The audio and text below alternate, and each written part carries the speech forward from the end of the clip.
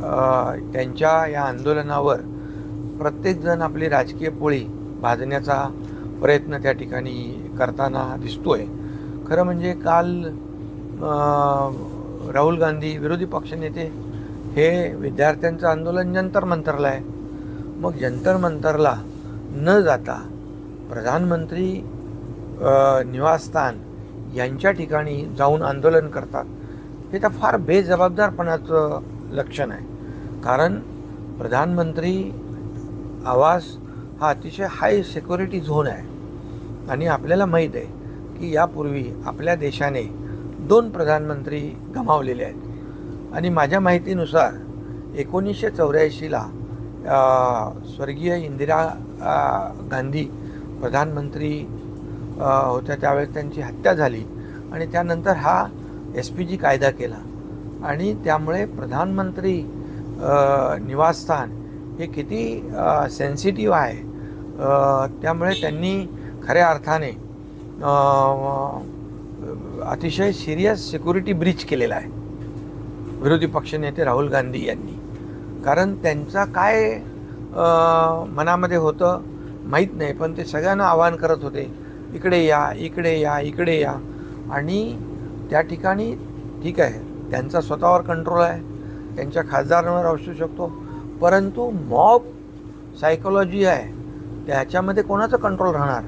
आणि मग अशा परिस्थितीमध्ये प्रधानमंत्री निवासस्थानामध्ये काही घातपात घडवण्याचा त्यांचा प्रयत्न होता का, अशा प्रकारची देखील शंका या ठिकाणी येते. कारण ते नेहमी आज आपण पाहतोय की बांगलादेशचं उदाहरण देतात, ते नेपाळचं उदाहरण देतात, ते श्रीलंकेचं उदाहरण देतात आणि तिकडे कसं जनता रस्त्यावर आली. म्हणजे या देशामध्ये पण अराजकता पसरवण्याचा एक त्यांचा प्रयत्न आहे का, देशामध्ये कायदा सुव्यवस्था, देशामध्ये अशांतता पसरवण्याचा प्रयत्न आहे का, अशी देखील शंका या ठिकाणी येते. आणि मी आपल्याला सांगू इच्छितो की नीट परीक्षा पेपर फुटणं हे दुर्भाग्यच आहे, पण त्यानंतर झालेली नीट परीक्षा जी झाले नव्याने त्याच्यामध्ये 20-22 लाख JEE जी आपल्या IITसाठी होते त्याच्यात देखील जवळपास 16 लाख विद्यार्थी बसले.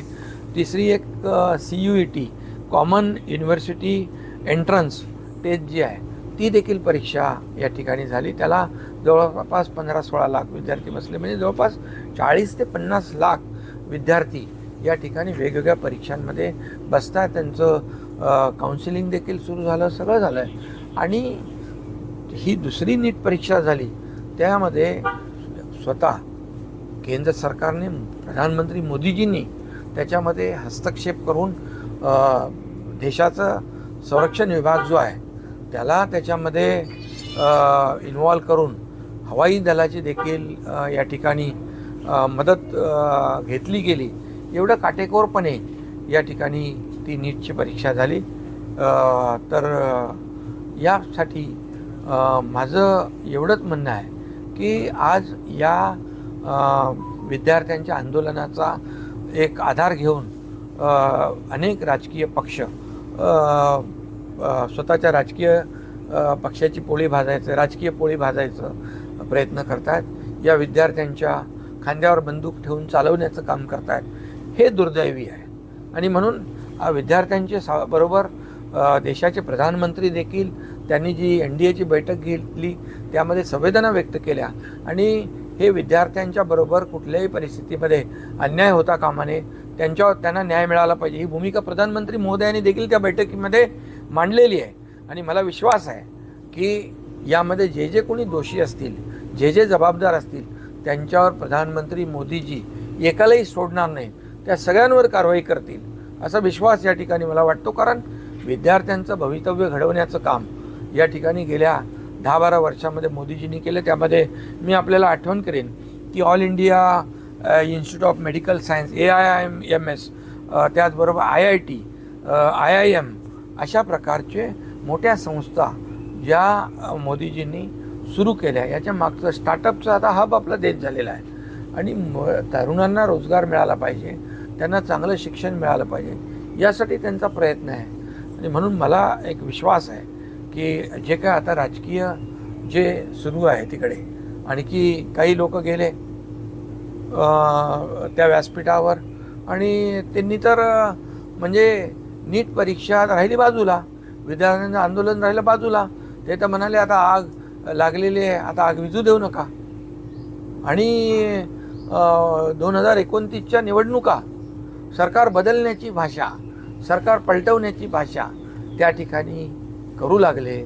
मला वाटतं हे सगळ्यात जास्ती दुर्दैवी आहे. ज्यांना अनेक पक्षांची, मी सगळ्यांची नावं घेत नाही, परंतु ज्यांना ज्यांना त्या त्या राज्यातून लोकांनी नाकारलंय, लोकांनी ठोकरलंय, असे लोक या CJPच्या आंदोलनाचा आधार घेऊन आपला राजकीय फायदा कसा होईल, आपलं अस्तित्व कसं टिकेल यासाठी धडपड करताना दिसत आहेत.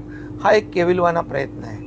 आणि म्हणून याचा जे आंदोलनकर्ते विद्यार्थी आहेत त्यांच्याबरोबर त्यांच्या संवेदना ज्या आहेत त्यांच्याबरोबर आमच्या देखील संवेदना आहेत. आणि मी आपल्याला एवढंच सांगू इच्छितो की आम्हाला विश्वास आहे की मोदीजींची जी कार्यपद्धती आहे त्यांना आम्ही जवळून पाहतोय की यामध्ये जे जे कोणी दोषी असतील त्यांना कुणालाही एकालाही पुन्हा एकदा मी सांगेन की मोदीजी सोडणार नाहीत, त्या सगळ्यांवर कठोर कारवाई करतील. अशा प्रकारचं सुतोवाच काल NDAच्या बैठकीमध्ये त्यांनी केलेला आहे. साहेब, तुम्ही मोदीजींनी जे केलेलं आहे विद्यार्थ्यांसाठी ते सांगितलं, परंतु विरोधी पक्षनेते राहुल गांधी यांनी आता मागणी केली आहे की या सगळ्या प्रकाराबद्दल पंतप्रधानांनी विद्यार्थ्यांची माफी मागितली पाहिजे. नाही, हे तर राहुल गांधी यांनी विरोधी पक्षनेते एवढे जबाबदार पदावर असताना कालचं जे आंदोलन, धरणं आंदोलन अतिशय बेजबाबदार पद्धतीचं आहे. ज्या ठिकाणी तुम्ही आंदोलन करू शकत नाही त्या ठिकाणी तुम्ही विरोधी पक्ष म्हणून तिकडे जाता आणि लोकांना आवाहन करता इकडे या म्हणून. म्हणजे काय तुम्हाला करायचं होतं? प्रधानमंत्री प्रधानमंत्री निवासस्थानामध्ये काय घातपात करायचा होता काय? काय तुमच्या मनामध्ये होतं? या देशामध्ये अराजकता पसरवायची आहे का तुम्हाला? पण जे देश बांगलादेशचं नाव ते घेतात, ते नेपाळचं नाव घेतात, ते श्रीलंकेचं नाव घेतात, त्यांची परिस्थिती वेगळी आहे. आज आपल्या देशाला, भारत देशाला आणि या तरुणाईला या पुढे शिक्षणामध्ये, रोजगारामध्ये, विविध क्षेत्रामध्ये त्यांना संधी मिळाली पाहिजे याचा प्रयत्न मोदीजी करतायत. आणि म्हणून आपला देश पुढे चाललो आहे आणि म्हणून देश आर्थिक महासत्तेकडे चालला आहे. परंतु आपल्याच लोकांकडून आपल्याच देशाची बदनामी करून विदेशामध्ये ही सगळी चित्र जात आहेत. मग आपल्याच देशाची बदनामी करून आपल्या देशाला प्रगतीपासून रोखण्याचा, देशात अराजकता पसरवण्याचा, देशात दंगली घडवण्याचा प्रयत्न या अशा लोकांकडून होण्याचा जो काही धोका आहे हा ओळखला पाहिजे.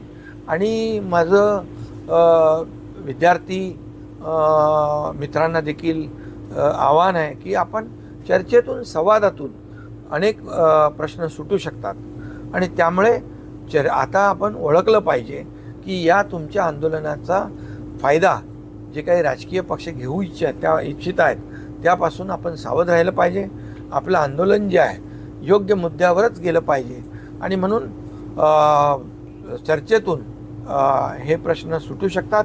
आपल्या आंदोलनाचा आधार घेऊन, आपल्या आंदोलनाचा फायदा घेऊन इतर लोकांना संधी मिळता कामा नये याची देखील काळजी घेतली पाहिजे.